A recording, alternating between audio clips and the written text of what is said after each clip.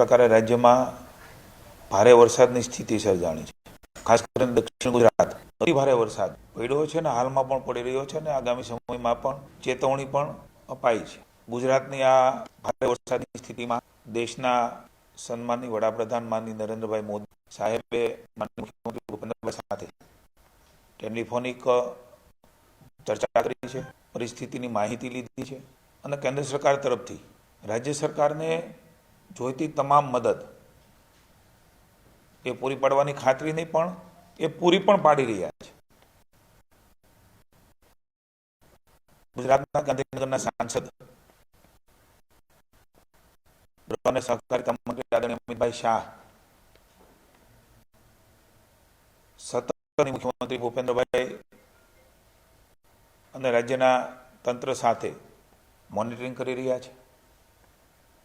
એમણે પણ મુખ્યમંત્રી ભૂપેન્દ્રભાઈ સાથે ટેલિફોનિક વાત કરીને માહિતી મેળવી છે.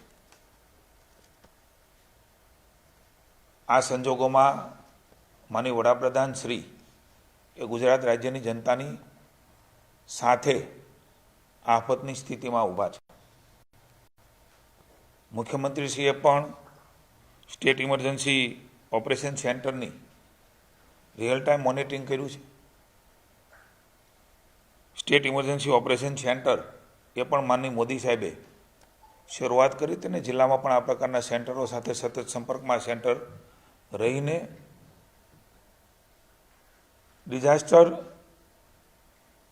અને મદદની જ્યાં જરૂર છે ત્યાં એ પહોંચાડી રહ્યા છે અને સંપર્કમાં રહી રહ્યા છે. રિલીફ કમિશનરના ઇન્ચાર્જ ગૌરંગભાઈ મકવાણા, GSDMના CEO ભાઈ શ્રી ધવલભાઈ અને ACS પોતે જયંતિ રવિ મેડમ પણ આ સેન્ટર ઉપર અત્યારે પણ છે. સતત કલેક્ટરો સાથે સંપર્કમાં છે. રાજ્યમાં પણ વરસાદી સ્થિતિ છે ને આગામી સમયમાં હજુ પણ વરસાદ વધારે આવવાની સંભાવનાઓ પણ છે. તમામ કલેક્ટરોને ડિઝાસ્ટર માટે સમગ્ર તંત્ર માનનીય મુખ્યમંત્રીના માર્ગદર્શન નીચે સાબદું કર્યું છે. ઉપમુખ્યમંત્રી શ્રી હર્ષભાઈ સંઘવી એ પણ ભારેથી અતિ ભારે વરસાદ છે એ ત્યાં માનનીય મુખ્યમંત્રીની સૂચનાથી પહોંચી ગયા છે. હાલ નવસારીમાં છે. સ્થાનિક મંત્રી નરેશભાઈ, વલસાડના સ્થાનિક મંત્રી અને નાણામંત્રી કનુભાઈ, ધારાસભ્ય, સંસદ સભ્યશ્રીઓ, ભારતીય જનતા પાર્ટીના સૌ કાર્યકર્તાઓ, NGO તમામ લોકો સંવેદનાથી લોકોની મદદમાં જોડાણા છે. ખાસ કરીને આ સ્થિતિની અંદર અત્યારે તાત્કાલિક જે જરૂરિયાત છે એ બચાવના રાહતની છે. રેસ્ક્યુની કામગીરીમાં મદદરૂપ થવા માટે 3 NDRFની ટીમ તથા 5 SDRFની ટીમ એ કાર્યરત છે. લગભગ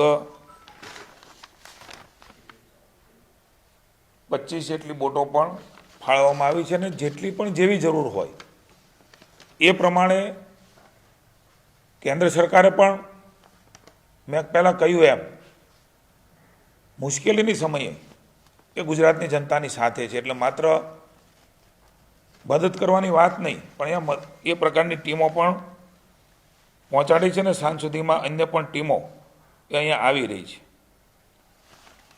ખાસ કરીને એક તાપીમાં તણાઈ જવાથી માનવ મૃત્યુ થયું છે. રાજ્યની સરકાર સંવેદના વ્યક્ત કરે છે, દુઃખ વ્યક્ત કરે છે. સાથે સાથે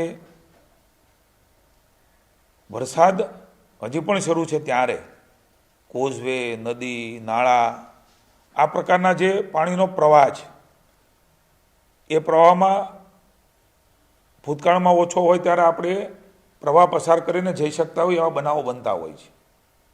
પણ અત્યારે જે તંત્ર એલર્ટ કર્યા છે એ પ્રમાણે પ્રવાહ ન ઉતરી જાય ત્યાં સુધી રાજ્ય સરકાર વતી વિનંતી છે કોઈ પણ લોકો આ પ્રકારનું જોખમ ન લે. અંદાજ કરીને જોખમ લેવાથી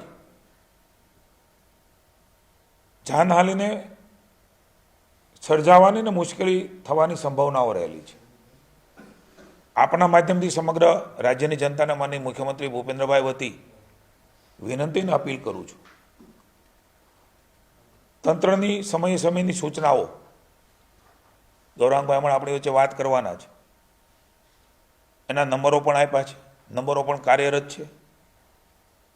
તંત્રથી જ્યાં જેટલું શક્ય છે એ પહોંચવાનો પ્રયાસો કર્યા છે. આ વાતાવરણમાં હેલિકોપ્ટર સંભવ નથી તો બોટો દ્વારા લોકો સુધી પહોંચવાનો સંભવતઃ પ્રયાસ કર્યો છે અને એમાં સફળતા પણ મળી છે. હું જે વિસ્તારમાં અતિભારે વરસાદ થયો છે એ જનતાનો પણ આભાર માનું છું કે એને પણ ખૂબ કોઓપરેટિવ અને સહાય કરી છે. એ પણ તંત્રને મદદ કર્યા છે. સાથે મળીને મુશ્કેલીમાંથી બહાર નીકળવાની ગુજરાતની જનતાની જે તાસીર છે એ તાસીરને આપણે વધારવી પડે, અભિનંદન આપવી પડે. આ સંજોગોમાં આપણે ઝડપથી બહાર નીકળીને કોઈને મુશ્કેલી ન થાય એ પ્રકારની કાર્યવાહી એ તંત્ર કરી રહ્યું છે. ત્યારે હું રાજ્યની જનતાને માનનીય મુખ્યમંત્રીશ્રી સતત ચિંતિત છે, સતત મોનિટરિંગ કરી રહ્યા છે, સંપર્કમાં છે વહીવટીતંત્ર સાથે, જિલ્લાના વહીવટીતંત્ર સાથે પણ સંપર્કમાં છે. જે કાંઈ કરવું ઘટે એ રાજ્યને કેન્દ્રની સરકાર એ કરી રહી છે ને કરવા માટે તૈયાર પણ છે. એટલે કોઈ પણ જાતની અફવા, અપ્રચાર એમાં લોકોને નહીં આવવા વિનંતી છે. ત્યાંનું તંત્ર, ત્યાંના તંત્રના નંબરો, સ્થાનિક પ્રતિનિધિઓ, સામાન્ય જનતા, સામાજિક સંસ્થાઓ, આ બધા જ લોકોએ મુશ્કેલીમાં જે લોકો છે એમના માટે તમામ પ્રકારની મદદ માટે એ ખુલ્લા મને આગળ આવ્યા છે. એને પણ હું સરાહના કરું છું. અને પુનઃ એકવાર હજુ પણ વરસાદ આવવાની સંભાવનાઓ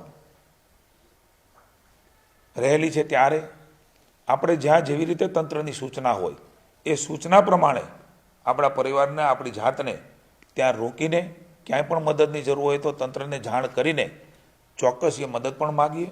અને જે સૂચનાઓ મળતી રહે એ સૂચના પ્રમાણે આપણે સૌ એની અમલવારી પણ કરીએ અને એ પ્રકારે કામ પણ કરીએ અને આપણી જાતને પણ બચાવીએ એવી હું સૌને વિનંતી કરું છું.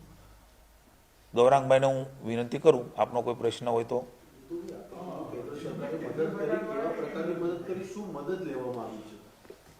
હાલ તો મેં કહ્યું એમ કે બોટો હોય, એનડીઆરએફની ટીમ હોય, મિલિટરીની જરૂર પડે તો એની પણ કેન્દ્ર દ્વારા મોકલવાની તૈયારી છે. એ કદાચ પહોંચશે પણ ખરી. જેવી સ્થિતિ છે અત્યારે તો હાલ બચાવ અને રાહતનું કામ એ પ્રાયોરિટીમાં છે.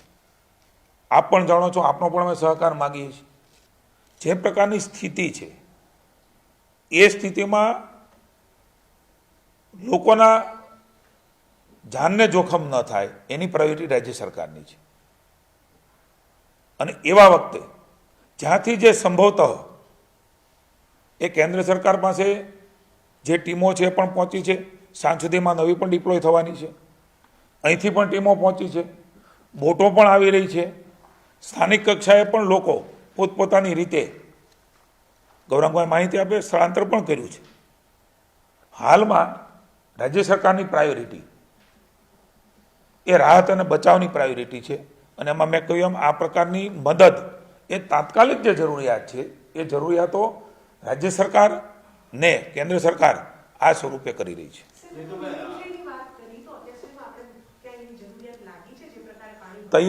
તૈયારી તમામ પ્રકારની કેન્દ્ર સરકારે રાખી છે.